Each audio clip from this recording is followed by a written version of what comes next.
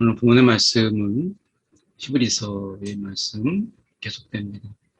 히브리서 4장 14절에서 5장 10절까지 말씀인데, 오늘 말씀에서 강조되고 있는 것은 예수님이 이제 어떤 분이시냐라고 하는 부분을 히브리서가 이제 계속 이야기하고 있는 것이죠. 왜냐하면 우리가 예수님에 대한 오해, 예수님에 대한 잘못된 지식이 우리를 복음이 아닌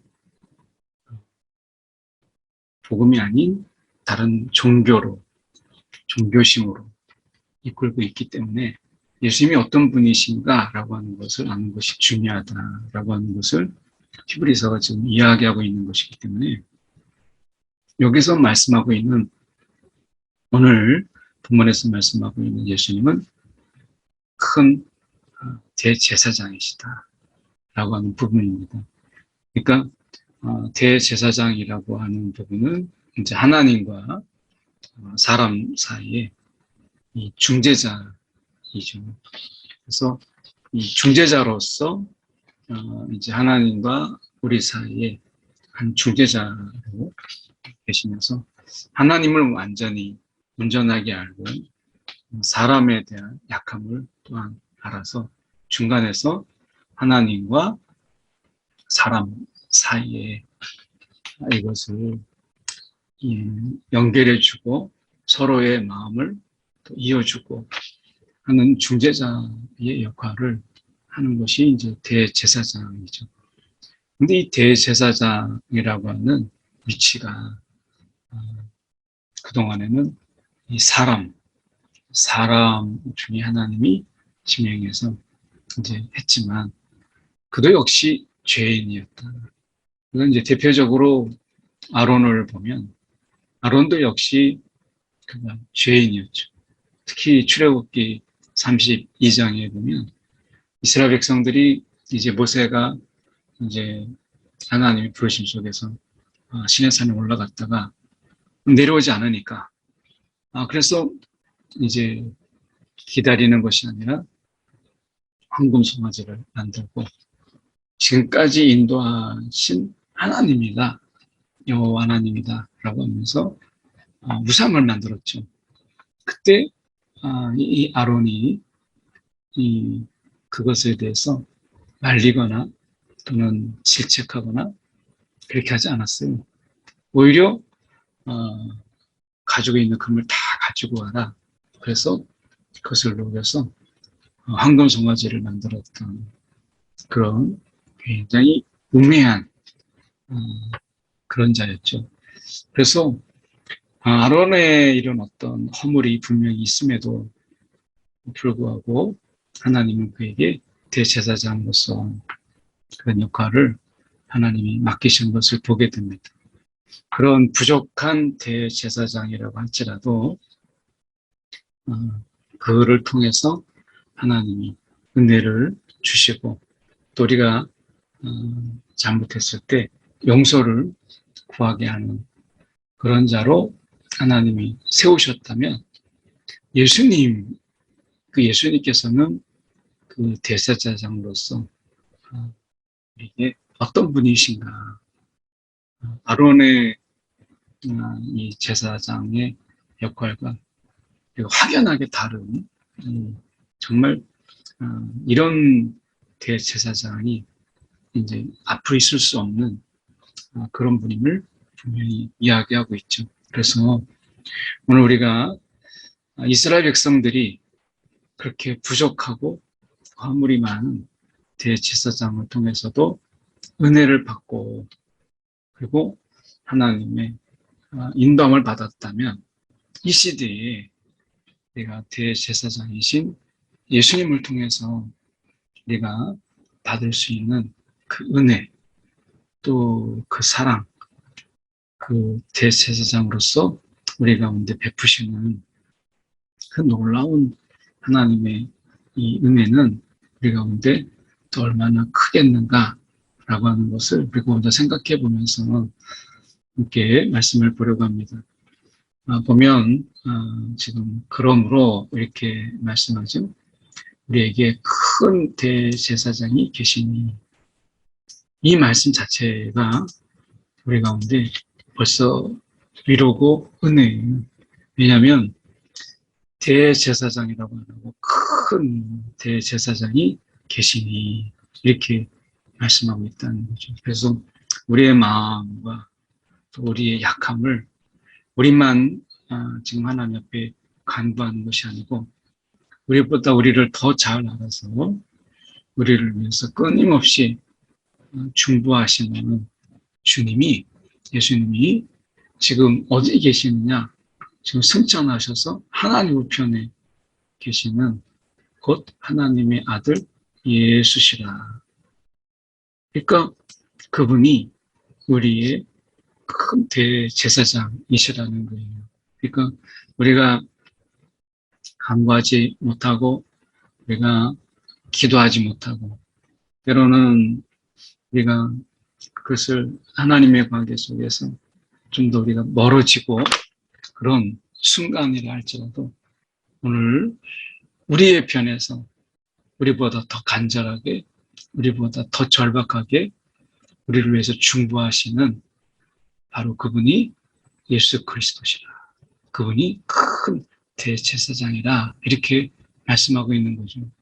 그러니까 어떻게 보면 우리의 이 마음보다 더 간절한 아마 예수님의 이런 간절함을 우리가 따라갈 수 없을 그런 마음으로 우리를 위해서 중보하시는 대제사장이신 예수님이 우리의 대제사장이시라 이렇게 말씀하는 거죠. 이 말 한마디에 우리는 사실은 오늘 본문이 은혜가 다 있다 이렇게 말해도 과언이 아닙니다. 우리가 이제 쉽게 많이 잊어버리죠. 우리가 스스로 하나님 앞에 나아갈 수 있다라고 하는.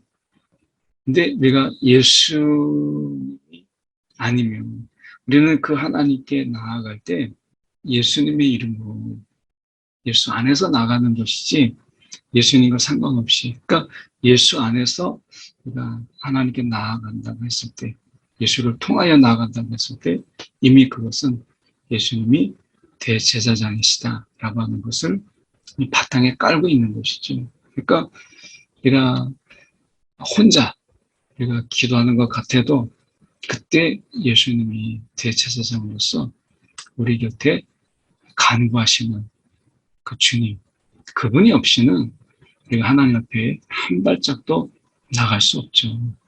그래서 우리가 혼자 내가 기도하는 것 같고 내가 혼자 하나님 앞에 내가 맨몸뚱이로 부딪히는 것 같아도 절대 그렇지 않다라고 하는 것을 우리가 먼저 생각해 볼 필요가 있고요.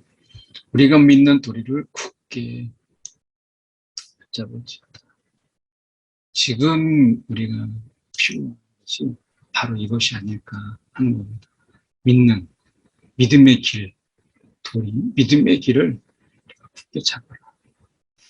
지금이 우리가 믿음이 없이는 정말 우리가 지금 상황 속에서 정말 믿음이라는 게 얼마나 필요한가.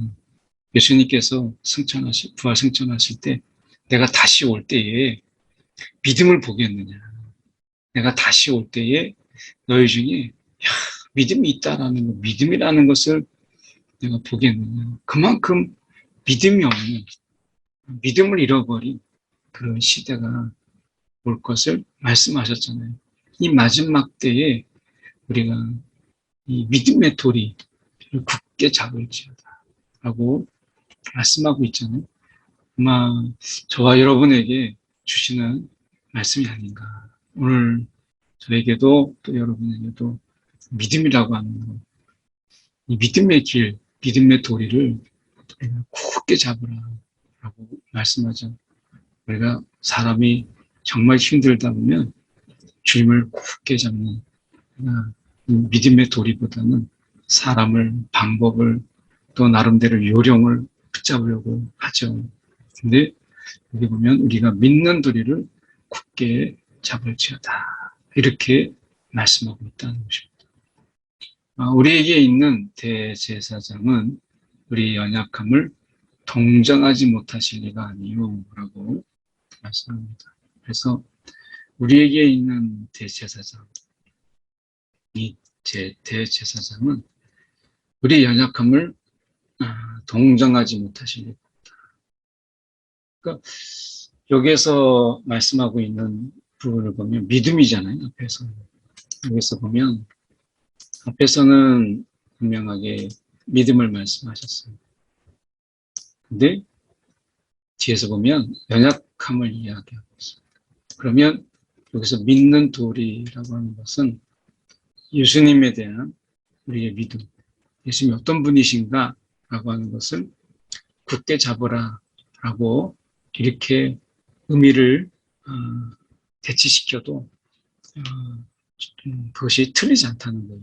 그 믿는 도리를 굳게 잡을지어다 라고 했을 때 그럼 믿는 게 뭐냐 라고 얘기했을 때 예수님은 우리의 대제사장이시다. 그러면 그 대제사장이신 예수님은 저와 여러분의 연약함을 이미 알고 계시다라고 하는 것이고요. 우리 연약함, 우리가 강하지 않다, 우리가 약하다, 연약하다라고 하는 것, 특히 이 영적으로 우리가 심적으로 얼마나 간사하고 또 얼마나 약하고 우리가 이것을 너무 잘 아는 거죠. 그러니까 우리가 연약하기 때문에 사실 고민도 많은 거고 그리고 걱정도 많은 것이거든요. 강하면은 그 뭐하러 걱정하겠어요? 그러니까 우리가 약하기 때문에 우리가 걱정도 많고 근심도 많은 거예요. 그래서 이것을 동정하지 못하실 리가 아니다. 이미 우리 연약함을 하시는 그런 분이시다라고 하는 것이죠. 그래서 우리가 더 강한 척 이렇게 할 필요가 없어요. 우리 연약함을 이미 아신다. 근데 더 놀라운 것은 동정하지 못하실 리가 아니다. 그 다음에 보시면 모든 일에 우리와 똑같이 시험을 받으신 이로되 죄는 없으시다 라고 말씀하고 있다는 것이죠. 그래서 모든 일입니다. 그냥 어떤 부분이 아니라 모든 일, 저와 여러분이 갖고 있는 모든 일. 그러니까 뭐 내가 지금 어려운 때 얼마나 물가도 높고 제가 신문에서 보면 물가 6%다. 이거는 뭐 외환위기 때에 그때보다 오히려 능가하는 거라는 거죠. 그러니까 물가가 6%는 올랐으면 실질적인 소득은 6%가 줄었다는 이야기니까 우리가 얼마나 어려운 때 이게 있다라고 하는 것을 우리가 잘 알고 있는 것이죠. 그래서 돈 문제, 재정적인 문제, 또 사람이 사는 관계의 문제, 또 사람의 건강의 문제, 또 시작해서 자녀의 문제, 또 이런 모든 일, 이 모든 일이라고 하는 부분들이 예수님이 결혼도 안 하시고 그래서 이걸 알겠나라고 하는 부분인데 이 부모와 자녀와의 관계라는 부분 속에서 관계라는 문제 속에서는 예수님이 우리보다 더한 문제 많이 겪으셨죠. 그래서 어떻게 보면 정말 자녀 이상으로 어떻게 보면 마음을 쏟았던 정말 나았다라고 생각할 수 있는 그 제자들의 배신 이것도 경험을 하신 것이죠. 그러니까 모든 일이라고 하는 것이 여기에서 우리가 관계적으로 인간의 관계 속에서 나타날 수 있는 어떤 이런 문제, 관계. 예수님은 이제 제자들의 배신을 경험하시기도 하셨으니까 그래서 뭐 재정적이고 관계적이고 사람이 살아가면서 나타날 수 있는 모든 일들을 말씀하십니다. 그래서 우리와 똑같이 시험을 받으셨다. 그런데 죄는 없으시다. 우리를 그냥 생각으로만 하시는 게 아니라 실제적으로 그분이 경험적으로 우리 일을 다 하신다. 똑같이 우리와 육체적인 고통 또 고난 이런 부분들, 배고픔, 이런 부분들을 다 우리가 경험하셨다. 그러므로 우리는 궁일하심을 받고, 궁일하심을 받고, 때를 따라 돕는 은혜. 그래서 이 때를 따라 돕는 은혜를 얻기 위해서 은혜의 보좌 앞에 담대히 나갈 것입니다. 궁휼하심이 있다는 거죠. 이 궁휼이라는 이 말이 우리가 원적으로 보면 우리가 막 가슴을 찢는 이런 마음으로 우리를 그렇게 하는 예수님이 우리를 그렇게 마음을 막 고통, 찢어가는 고통 이런 마음으로 우리를 보시고 애틋함 이런 말할 수 없는 거죠. 그래서 돕기를 마다하지 않으신 그분이 때를 따라 돕는 은혜를 때를 따라 돕는 그때마다 이 때를 따라하는 것은 그때마다 문제가 다르잖아요. 근데 그 때를 따라 돕는 은혜를 주시는 그분 앞에 우리가 그 예수님을 의지해서 은혜의 보좌 앞에 우리가 담대히 나갈 것이니라 이렇게 말씀합니다. 그래서 위기가 있고 어려움이 있는 그런 가운데서 은혜의 보좌라고 이 부분 속에서 결국에는 우리가 의지할 것은 이 은혜의 보좌 그거 외에는 우리가 어디 가서 무엇을 할 수 있겠어요? 그래서 때를 따라 돕는 은혜라는 이 말씀이 이 아침에 우리 가운데 크게 다가오지 않습니까? 지금이 은혜가 필요한 때예요. 은혜의 보좌 앞에 나아갈 때다 라고 하는 것입니다. 늘 은혜로 사는데 우리가 은혜 가지고 안 되네? 늘 은혜라고 하니까 은혜로 안 되네? 라고 하는 은혜의 한계를 부딪힐 때가 있죠. 그럴 때 더 큰 은혜가 필요한 거예요. 그때가. 그래서 메마르지 않는 은혜의 보좌 앞에 담대히 나아가라 라고 말씀합니다. 대제사장마다 사람 가운데 이 말은 여전히 죄인이다 라고 하는 거죠. 그들도. 그래서 하나님께 속한 일에 사람을 위하여 예물과 속지 않은 제사를 드리기. 이것은 이제 관계 회복이고 은혜의 보좌 앞에 나아갈 수 있도록 이런 대제사장이 중간에 그런 일을 맡은 거죠. 그런데 우리가 보면 무식하고 미혹한 자를 그가 무식하고 때로는 미혹된 자를 능히 용납할 수 있는 것은 자기도 연약에 휩싸입니다. 자기가 약하니까 누가 이렇게 미혹돼서 막 넘어지고 그리고 하나님을 제대로 알지도 못하고 그러니까 그런 가운데 여기서는 이제 이 무식이라고 하는 것은 배움의 부족이 아니라 지혜의 없음을 이야기하는 것이죠. 그래서 하나님에 대한 그런 제대로 알지도 못하고 그러니까 하나님을 아는 것이 지혜의 근본인데 그것을 알지 못하고 미혹되어 있는 거예요. 그런 가운데서 대제사장은 같은 사람이니까 그걸 얼마나 이해도가 높아요. 저럴 수도 있지 하는 거죠. 그래서 백성을 위하여 속죄제를 드린 것 같이 자신을 위해서도 드리는 것이 마땅합니다. 그래서 대제사장은 일반적인 어떤 백성들보다 더 이런 부분에 대해서 엄격하기 때문에 자신을 위해서 속죄제를 드리는 일을 더 엄격하게 드렸잖아요. 그리고 자신을 이렇게 자기 관리가 굉장히 철저했어야 될 부분이 이제 대제사장이잖아요. 그런 의미에서 자신을 위하여도 속죄제를 드리는 것이 마땅하다. 그만큼 연약한 자다라고 하는 것입니다.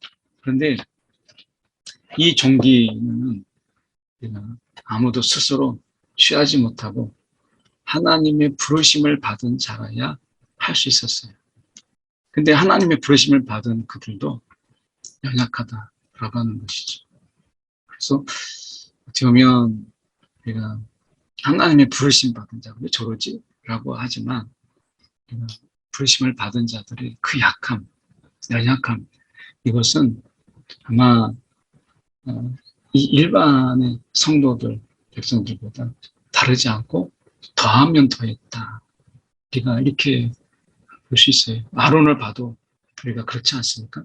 아론의 자녀들을 우리가 봐도 그 연약함을 우리가 알 수 있어요.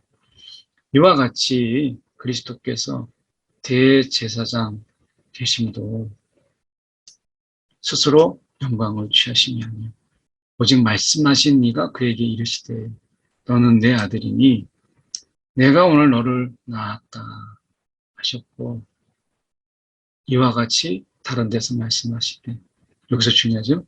영원히 멜기세덱의 반차를 따라서 이렇게 얘기합니다. 아론의 반차가 뭐 좋으신 분도 있었습니다만 약하잖아요. 그 아론의 반차 속에서 흘러오는 대제사장, 예수님 당시에 대제사장들을 보십시오. 종교 이권을 누리고, 그리고 성전에서 제사 오는 자들에게 이 성전세, 또 그 재물을, 풍리를 취하고, 그래서 돈의 노예가 되어 있는 대제사장들을 보게 됩니다.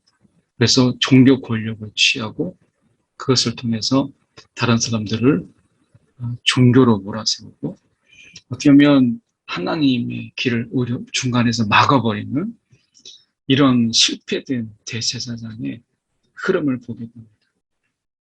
예수님께서는 그렇지 아니하고 이 멜기세덱의 반차, 아론의 반차가 실패한 아론의 반차가 아닌 멜기세덱의 반차를 따라서 제사장이 되시죠.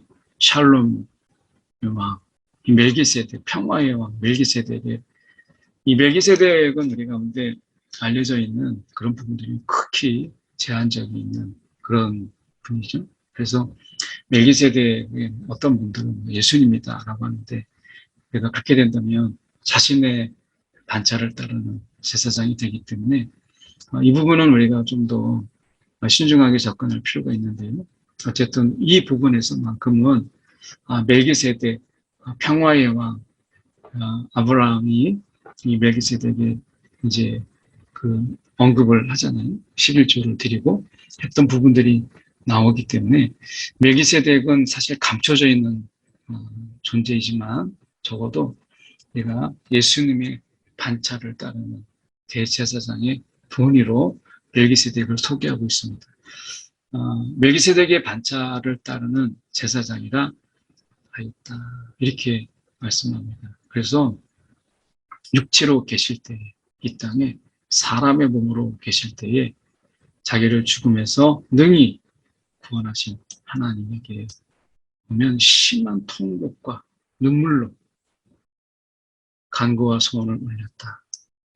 참 이 부분이 생각해 보면 우리 가운데 정말 예수님도 이렇게 하셨구나. 이걸 우리가 쉽게 잊어버려요. 예수님이 그냥 손을 벌려서 기도하시면 하나님이 뚝딱 응답하신 것처럼 보이지만 예수님이 이렇게 심한 통곡과 눈물로 겟세마네 기도를 올렸던 그것을 보면서 습관에 따라 기도하셨고 하는 부분 속에서 정말 예수님이 하나님 앞에 나아가는 일어났던 이 간구함, 간절함, 이것이 우리 가운데 새롭게 다가오지 않습니까? 그의 경건하심으로 말미암아 들으심을 얻었느니라. 그분조차도 그렇게 간단하게 하나님 앞에 그냥 나가서 하나님 이렇게 한 게 아니고 아버지 이렇게 한 게 아니고 심한 통곡과 눈물로 이렇게 돼 있어요. 그러니까 너는 내 아들이라 라고 하는 그분도 우리에게 어떤 본을 보이셨느냐, 이런 심한 통곡과 눈물, 이 땅에 하나님의 뜻으로 살아가는 그분이 얼마나 어려운 고난 속에서, 그래서 아들이면서도 이렇게 얘기하잖아요. 아들이시면서도 고난으로 순종함을 배웠다. 순종함을 배웠다. 이 말씀이 오늘 새롭게 다가오지 않습니까? 고난으로 순종함을 배웠다. 온전하게 되셨은즉 자기에게 순종하는 모든 자에게 영원한 구원의 근원이 되었다. 이렇게 말씀합니다.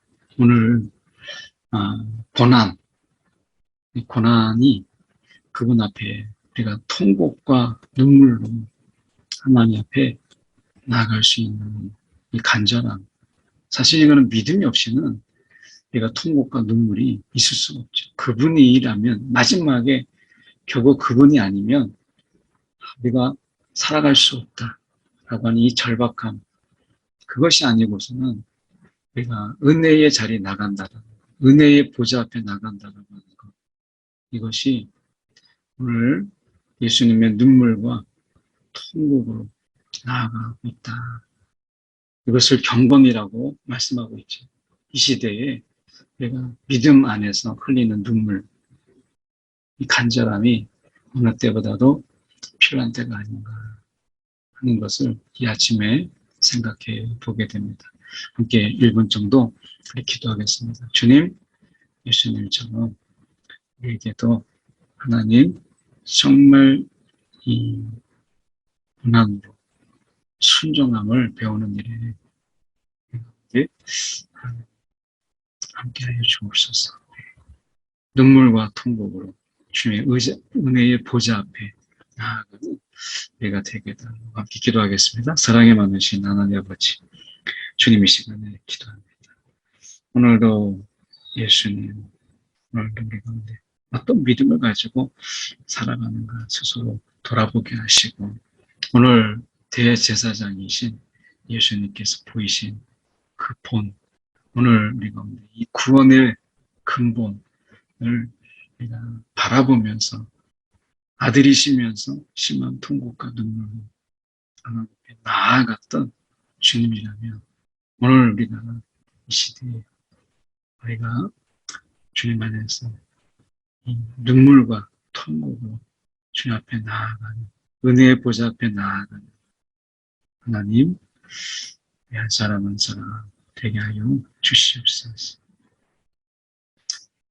사랑에 많으신 하나님 아버지, 오늘도 우리가 조금 어려우면 고난을 피하고 도망하고 우리가 직면하기보다는 새로운 방법을 찾고 우회로를 찾고 사람을 찾고 그렇게 하는 것을 보게 됩니다. 너무나 손쉬운 방법들로 우리가 고난을 헤쳐가려고 피하려고 하는 것을 보게 됩니다. 오늘 주님은 그렇지 않았습니다. 오늘 우리가 주님처럼 그 고난 앞에 순종함을 위하여 통곡과 눈물로 직면했던 것처럼 은혜의 보좌 앞에 나아가는 것을 멈추지 않았던 것처럼 오늘도 우리 가운데 주님의 본을 따르는 고난으로 순종을 배우는 우리 한 사람 한 사람 되게 하여 주시고 오늘도 우리가 은혜의 보좌 앞에 더 가까이 나아가는 하나님 이 아침 되게 하여 주시옵소서. 살아계신 예수 그리스도 이름 받들어 기도드리옵나이다. 아멘.